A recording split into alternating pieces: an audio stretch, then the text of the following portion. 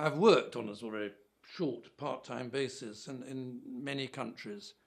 And although I'm not particularly opposed to private medicine as such, I used to practice privately myself as well as working with the NHS, it seems clear to me that money, commercial profit-seeking and healthcare are very unhappy bedfellows.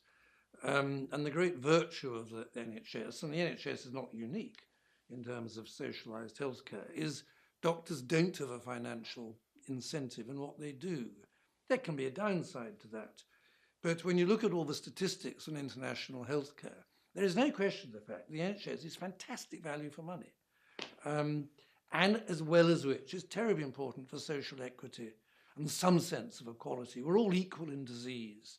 And the idea that some people should do better with their diseases because they have more money than others, to me, is fundamentally abhorrent.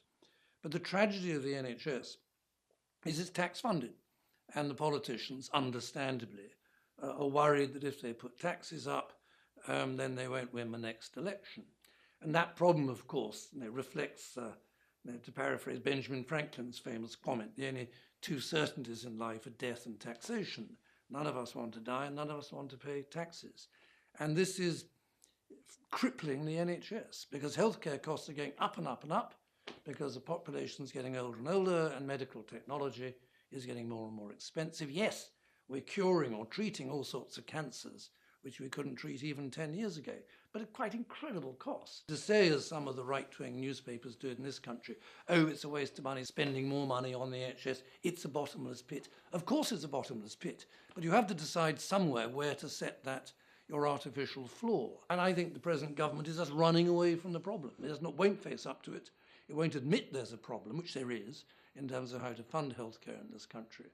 And muddling on, oh, privatising. Privatisation, it doesn't work. We all know private healthcare is infinitely more expensive than state-funded healthcare. So I watched the steady deterioration of the NHS with great sadness. I don't think it will collapse. It can't collapse. The doctors and nurses working in the NHS, we can't abandon the patients.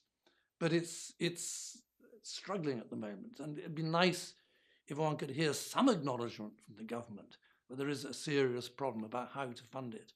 And they know, they're just, they're preoccupied by Brexit now, of course, got lots of other things on their mind.